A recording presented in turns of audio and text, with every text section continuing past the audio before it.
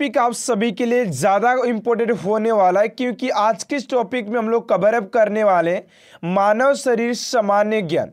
यानी कि आप सभी के फॉर ऑल कॉम्पिटिटिव एग्जाम के लिए अगर आप सभी किसी भी कॉम्पिटिटिव एग्जाम की तैयारी करें तो यकीन मानिए स्टूडेंट आज की क्लास आप सभी के लिए काफ़ी इम्पोर्टेंट होने वाला है, क्योंकि आप सभी के जीएस के एक मोस्ट इम्पोर्टेंट टॉपिक को आज हम लोग कवर करने वाले हैं, जिसका नाम है मानव शरीर सामान्य ज्ञान। यानी कि मानव शरीर से बनने वाले सभी प्रश्नों का संग्रह आज की इस क्लास में लिया गया है, जो कि आप सभी के मानव शरीर से इससे ज़्यादा कोई भी प्रश्न नहीं बन सकता है।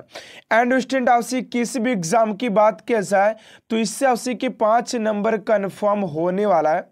तो आप सभी से छोटा सा रिक्वेस्ट है कि आप लोग इस क्लास को एंड तक जोड़ देखिएगा। तो चलिए स्टूडेंट आज की इस क्लास को स्टार्ट करते हैं। तो जैसा कि स्टूडेंट आप लोग देख पा रहे हैं कि सारे प्रश्न आप सभी के लिए काफ़ी इंपॉर्टेंट एंड मोस्ट इम्पोर्टेंट लिया गया है। अगर स्टूडेंट आप लोग किसी भी एग्जाम की तैयारी करें तो आप सभी के जीएस के भी प्रश्न बहुत ज़्यादा पूछे जाते हैं, और आज की क्लास में स्टूडेंट आप सभी के लिए वही सारे प्रश्न लिए गए हैं जो कि आप सभी के एग्जाम में पूछ सकते हैं। तो चलिए स्टूडेंट आज की इस क्लास को स्टार्ट करते हैं, और उससे पहले आप सभी से एक छोटा सा रिक्वेस्ट है कि आप लोग इस क्लास को एंड तक देखिएगा, क्योंकि सारे प्रश्न आप सभी के लिए एग्जाम ओरिएंटेड लिया गया। तो चलिए पहले प्रश्न की ओर बात करते हैं स्टूडेंट। आप सभी का पहला प्रश्न क्या पूछा जा रहा है। पहला प्रश्न है कि मानव की पाचन नली लगभग कितने फीट लंबी होती है। तो मानव की पाचन नली की लंबाई की बात करें कि लगभग कितने फीट लंबी होती है, तो राइट आंसर हो जाएगा आप सभी का 32 फीट होता है। 32 फीट ऑप्शन नंबर सी आप सभी का राइट आंसर हो जाएगा। चलिए अगले प्रश्न की ओर बात करते हैं। आप सभी का अगला प्रश्न है मनुष्य में पाचन क्रिया कहाँ प्रारंभ होती है। मनुष्य में पाचन की क्रिया कहाँ प्रारंभ होती है, तो राइट आंसर हो जाएगा आप सभी का यहाँ पर मुख से आरंभ होती है। मुख से आप सभी का क्या होता है, पाचन का क्रिया आरंभ हो जाता है। तो ऑप्शन नंबर बी स्टूडेंट आप सभी का राइट आंसर हो जाएगा। चलिए अगले प्रश्न की ओर बात करते हैं। आप सभी का अगला प्रश्न है कि मनुष्य में पाचन का अधिकांश भाग किस अंग में संपन्न होता है। यानी कि मनुष्य का जो पाचन जो होता है सबसे अधिक की बात किया जाए किस अंग में संपन्न होता है, तो वो हो जाएगा आप सभी का छोटी आंत। छोटी आंत जो होता है मुख्य से तो पाचन क्रिया प्रारंभ होता ही होता है, लेकिन सबसे अधिक की बात किया जाए तो आप सभी के छोटी आंत में सबसे अधिक होता है। ऑप्शन नंबर ए आप सभी का राइट आंसर हो जाएगा। चलिए अगले प्रश्न की ओर बात करते हैं। आप सभी का 4 नंबर प्रश्न क्या पूछा जा रहा, ध्यान दीजिएगा। कह रहा है कि मनुष्य के जीवन काल में कितने दांत 2 बार विकसित होते हैं। यानी कि कितने ऐसे दांत हैं जो कि मनुष्य के जीवन काल में 2 बार विकसित होते हैं। कितने दांत हो जाएंगे, तो ये हो जाएगा आप सभी का ऑप्शन नंबर बी, यानी कि 20 ऐसे दांत होते हैं जो कि जीवन काल में 2 बार विकसित होते हैं। तो ऑप्शन नंबर बी आप सभी का राइट आंसर हो जाएगा। ठीक है, चलिए अगर आप सभी को किसी भी प्रश्न का आंसर अगर पता होता है, आप सभी को पता ऑलरेडी होता है, तो आप लोग कमेंट बॉक्स में आंसर जोड़ दीजिएगा कि सर इसका आंसर ये हो जाएगा। ठीक है ना। चलिए 5 नंबर प्रश्न आप सभी का कि अस्थियों एवं पेशियों को आपस में जोड़ता है। यानी कि कौन है जो अस्थियों और पेशियों को आपस में जकड़ कर रखता है, जोड़ करके रखता है, तो 5 का हो जाएगा उसी का टेंडन हो जाएगा। ऑप्शन नंबर बी स्टूडेंट आप सभी का राइट आंसर हो जाएगा। चलिए अगले प्रश्न की ओर बात करते हैं। आप सभी का 6 नंबर प्रश्न है कि अस्थि में कौन सा लवण सर्वाधिक मात्रा में होता है। अस्थि में कौन सा लवण सर्वाधिक मात्रा में होता है, तो 6 का हो जाएगा ऑप्शन नंबर सी, यानी कि कैल्शियम फॉस्फेट हो जाएगा। Calcium phosphate option number C आप सभी का राइट आंसर हो जाएगा। चलिए अगले प्रश्न की ओर बात करते हैं। आप सभी का 7 नंबर प्रश्न क्या पूछा जा रहा, ध्यान दीजिएगा। 7 नंबर प्रश्न कर रहा है कि वृद्धावस्था में मनुष्य की हड्डियां क्यों कमजोर हो जाती है। वृद्धावस्था में मनुष्य की हड्डियां क्यों कमजोर हो जाती है, इसका पीछे कारण आखिर क्या है कि जब लोग वृद्धावस्था में जाते हैं तो उनकी हड्डियां कमजोर होने लगती है। इसका जो मुख्य रूप से जो कारण होता है कैल्शियम की कमी होती है, और कैल्शियम की कमी से ही हड्डियों में कमजोरी होती है। ठीक है ना। ऑप्शन नंबर बी आप सभी का राइट आंसर हो जाएगा। चलिए अगले प्रश्न को और बात करते हैं। आप सभी का 8 नंबर प्रश्न है। एंड स्टूडेंट, अभी तक आप सभी हमारे चैनल को सब्सक्राइब नहीं किए। अगर आप सभी कंटेंट और क्लास आप सभी को अच्छा लग रहा है और चैनल को सब्सक्राइब नहीं किए तो प्लीज़ स्टूडेंट अपना प्यार और सपोर्ट जरूर दिखाइएगा और चैनल को सब्सक्राइब भी जरूर कर लीजिएगा, क्योंकि ये चैनल आप सभी के लिए डेली बेहतर से बेहतरीन करने का प्रयास करता है। ठीक है ना। चलिए अगला प्रश्न को और बात करते हैं कि दांतों तथा हड्डियों में पाए जाने वाला तत्व कौन सा है।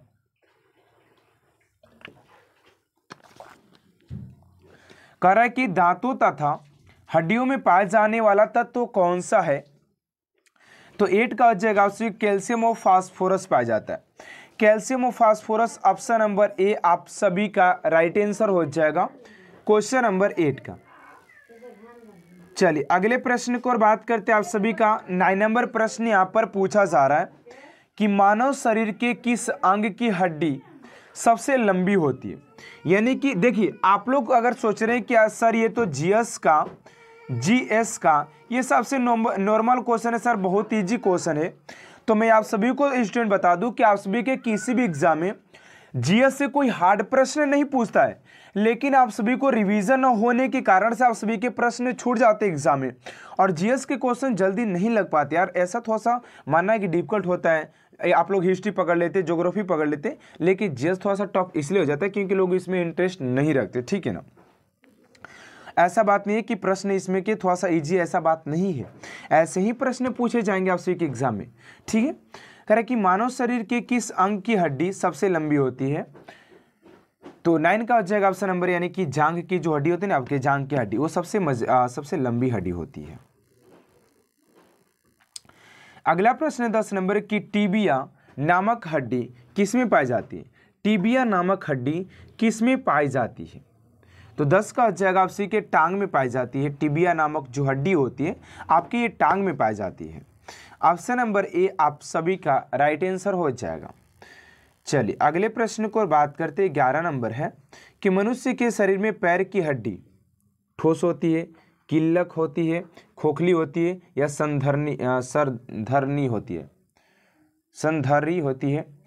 तो 11 का हो जाएगा आप सभी का ऑप्शन नंबर डी, यानी कि संधरी होती है, ऑप्शन नंबर डी। अगला प्रश्न है कि ह्यूमरस अस्थि कहाँ पाई जाती है। 12 का हो जाएगा ऑप्शन नंबर डी, यानी कि ऊपरी भुजा में। अगला प्रश्न है आपसे का कि निम्न में से कौन सा मानव के पैर की हड्डी नहीं है। निम्नलिखित में कौन सी मानव के पैर की हड्डी नहीं है। इसमें से ऐसा कौन सा है जो मनुष्य के पैर की हड्डी नहीं है। 13 का हो जाएगा ऑप्शन नंबर, यानी कि ह्यूमरस हो जाएगा। ह्यूमरस ऑप्शन नंबर ए आप सभी का राइट आंसर हो जाएगा। ठीक है ना।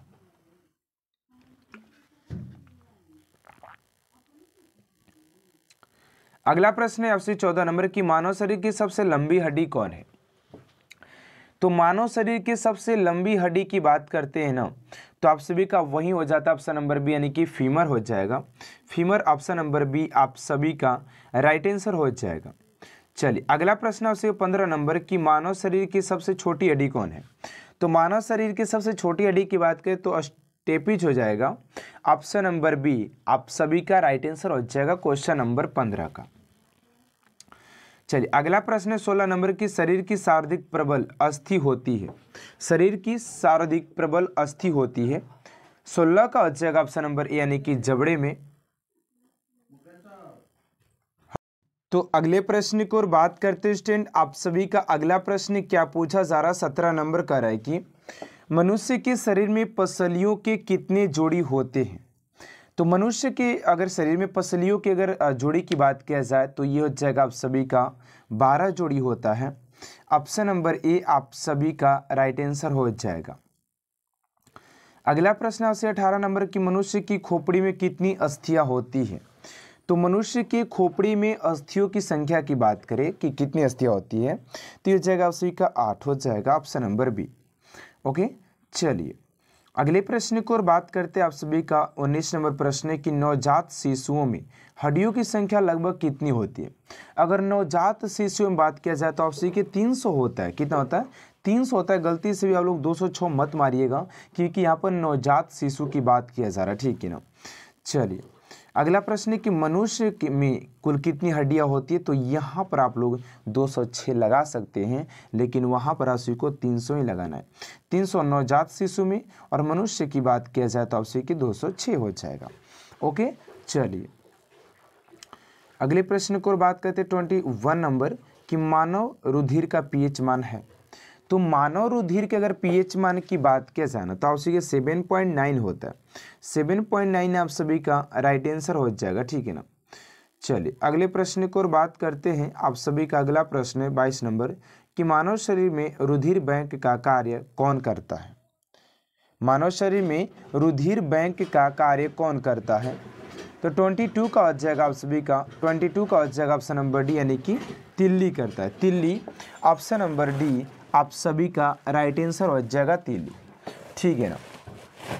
चलिए अगले प्रश्न को और बात करते हैं। आप सभी का 23 नंबर प्रश्न है कि मानव रक्त प्लाज्मा में प्राय पानी की प्रतिशत मात्रा कितनी भिन्नता होती है। 23 का हो जाएगा ऑप्शन नंबर बी, यानी कि 91 से 92% हो जाएगा। अगला प्रश्न आपसे का कि रक्त में पाई जाने वाली धातु कौन है, तो रक्त में बात किया जाए कौन सी धातु पाई जाती है, तो ऑप्शन नंबर सी यानी कि लोहा हो जाएगा। चलिए अगले प्रश्न को और बात करते हैं 25 नंबर प्रश्न की रक्त का शुद्धिकरण कहाँ होता है। तो रक्त के शुद्धिकरण की बात करते हैं ना, तो ये भी क्वेश्चन काफ़ी इंपॉर्टेंट है, ध्यान दीजिएगा थोड़ा सा। ये सभी में होता है, किडनी, यकृत और फेफड़ा, ये तीनों में ही रक्त के शुद्धिकरण किया जाता है, ठीक है ना। इसीलिए आपसे का ऑप्शन नंबर डी हो जाएगा। अगला प्रश्न 26 नंबर की मानव शरीर में खून का शुद्धिकरण की प्रक्रिया को क्या कहते हैं। यानी कि मानव शरीर में खून की शुद्धिकरण की प्रक्रिया हो रही है तो उसे हम लोग क्या कहते हैं, तो उसे कहते हैं हम लोग डायलिसिस कहते हैं। ऑप्शन नंबर डी हो जाएगा। चलिए अगला प्रश्न 27 नंबर की रक्त में लाल रंग निम्न में से किसके कारण होता है। जो रक्त का जो रंग होता है वो लाल होता है, आखिर किसके कारण से होता है, तो हीमोग्लोबिन के कारण से होता है, ठीक है ना। Option number D. अगला प्रश्न 28 नंबर की हीमोग्लोबिन में होता है। अब भैया हीमोग्लोबिन यानी कि रक्त, उसमें क्या होता है भैया, लोहा ही होता है, आयरन होता है, आप सभी को पता होगा। अगला प्रश्न 29 नंबर के शरीर में हीमोग्लोबिन का कार्य क्या है। यानी कि अगर शरीर में हीमोग्लोबिन है, आखिर उसका कार्य क्या है, तो उसका कार्य आप सभी के ऑक्सीजन का परिवहन करना। सिर्फ ये ऑक्सीजन का परिवहन हो जाएगा, ऑप्शन नंबर डी आप सभी का राइट आंसर हो जाएगा। चलिए अगला प्रश्न 30 नंबर प्रश्न है कि हीमोग्लोबिन किसका महत्वपूर्ण घटक है। अब यह बात करते हैं कि हीमोग्लोबिन जो है वो किसका प्रमुख घटक है, आखिर किसका है, तो 30 का हो जाएगा आप सभी का ऑप्शन नंबर सी, यानी कि आरबीसी का। किसका, आरबीसी का हो जाएगा। और आप सभी कमेंट बॉक्स में लिखिएगा कि आरबीसी का फुल फॉर्म क्या हो जाता है, ठीक है। थोड़ा सा आप लोग इस जानकारी को दीजिएगा, बेटर रहेगा आप सभी के लिए। चलिए अगला प्रश्न 31 नंबर, ध्यान दीजिएगा। कह रहा कौन सी रक्त वाहिकाएं साफ रक्त फेफड़े से हृदय में ले जाती है। 31 का जगह ऑप्शन नंबर बी, यानी कि फुसफुस सिरा जो होती है इस कार्य को करती है। ऑप्शन नंबर बी आप सभी का राइट आंसर हो जाएगा। चलिए अगला प्रश्न 32 नंबर की निम्न में से किसकी सहायता से रक्त द्वारा ऑक्सीजन ले जाया जाता है। तो 32 का जगह सी, यानी कि लोहित कोशिकाएं, ऑप्शन नंबर सी आप सभी का राइट आंसर हो जाएगा। चलिए अगला प्रश्न है 33 नंबर की किसके मौजूदगी के कारण मनुष्य के भीतर रक्त जमता है, नहीं है। किसके मौजूदगी कारण शरीर के भीतर रक्त जमता नहीं है। 33 का जगह आप सभी का ऑप्शन नंबर बी, यानी कि हेपेरिन हो जाएगा, ऑप्शन नंबर बी। चलिए अगला प्रश्न है 34 नंबर की मानव शरीर का रक्त बैंक कहलाता है। तो मानव शरीर के अगर रक्त बैंक की बात किया जाए कौन कहलाता है, तो 34 का हो जाएगा आप सभी का प्लीहा हो जाएगा। ऑप्शन नंबर ए आप सभी का राइट आंसर हो जाएगा। ओके चलिए अगले प्रश्न को और बात करते 35 नंबर की रुधिर के प्लाज्मा में निम्न में से किसके द्वारा एंटीबॉडी निर्मित होती है। तो 35 का राइट आंसर हो जाएगा आप सभी का ऑप्शन नंबर हो जाएगा ए, यानी कि लिम्फोसाइट हो जाएगा। लिम्फोसाइट आप सभी का option number A is right answer हो जाएगा। तो अगले प्रश्न की ओर बात करते हैं स्टूडेंट। आप सभी का 36 नंबर प्रश्न है कि लाल रक्त कणिकाएं किस नाम से जानी जाती है। तो 36 का हो जाएगा आप सभी का ऑप्शन नंबर डी यानी कि इरिथ्रोसाइट्स। ऑप्शन नंबर डी आप सभी का राइट आंसर हो जाएगा। अगले प्रश्न की ओर बात करते हैं आपसे 37 नंबर प्रश्न की लाल रक्त कणिकाएं कहाँ उत्पन्न होती है। तो लाल रक्त कणिकाएं की बात की जाए तो 37 का हो जाएगा ऑप्शन नंबर बी यानी कि अस्थि मज्जा में। ऑप्शन नंबर बी आप सभी का राइट आंसर हो जाएगा। चलिए अगले प्रश्न की ओर बात करते हैं 38 नंबर है कि निम्न में से किसको आरबीसी का कब्रिस्तान कहा जाता है। निम्न में से किसको आरबीसी का कब्रिस्तान कहा जाता है। 38 का हो जाएगा ऑप्शन नंबर यानी प्लीहा को कहा जाता है। प्लीहा को आरबीसी का कब्रिस्तान के नाम से भी जाना जाता है। अगला प्रश्न 39 नंबर कि निम्न की लाल रक्त कोशिकाओं का जीवन काल कितना होता है, कितने दिन का होता है। तो 39 का हो जाएगा आप सभी का बी यानी कि 120 दिन का होता है। 120 ऑप्शन नंबर बी। चलिए अगला प्रश्न उसी का 40 नंबर कि सर्वप्रथम रक्त परिसंचरण तंत्र का अध्ययन किसने किया था। तो रक्त परिसंचरण तंत्र की अगर अध्ययन की बात की जाए सर्वप्रथम किसने किया था तो बी हो जाए यानी कि हार्वे ने किया था। Option number B. चलिए अगला प्रश्न 41 नंबर की पेस मेकर का संबंध किससे है। तो पेस मेकर के संबंध की बात करते हैं तो हृदय से हो जाता है। Option number B C. चलिए अगला प्रश्न 42 नंबर कह रहा है कि ध्यान दीजिएगा पेस मेकर का संबंध किससे है। पेस मेकर की संबंध की बात किया जाए तो 42 का जगह बी यानी कि दिल की धड़कन प्रारंभ करना, इसी कारण से दिल का धड़कन प्रारंभ होता है। चलिए अगला प्रश्न 48 नंबर की गति प्रेरक किससे संबंधित है। ये हो जाएगा आप सभी का हृदय से। ऑप्शन नंबर डी हो जाएगा, ठीक है ना। चलिए अगला प्रश्न उसी का 44 नंबर निम्न में से किनकी भीतियों पर रक्त द्वारा डाले गए दबाव को रक्तदाब कहते हैं। 44 का हो जाएगा ए यानी कि धमनी हो जाएगा। ऑप्शन नंबर ए आप सभी का राइट आंसर हो जाएगा। अगले प्रश्न की ओर बात करते हैं कि सोते समय रक्तदाब में क्या परिवर्तन होता है। तो सोते समय बात की जाए इसमें क्या होता है कि आप सभी का हो जाएगा घटता है, ठीक है ना। अगला प्रश्न उसी का 46 नंबर की रुधिर दबाव मापक यंत्र है। 46 का हो जाएगा ऑप्शन नंबर सी यानी कि सिर्फ गोमेनोमीटर। ऑप्शन नंबर सी हो जाएगा।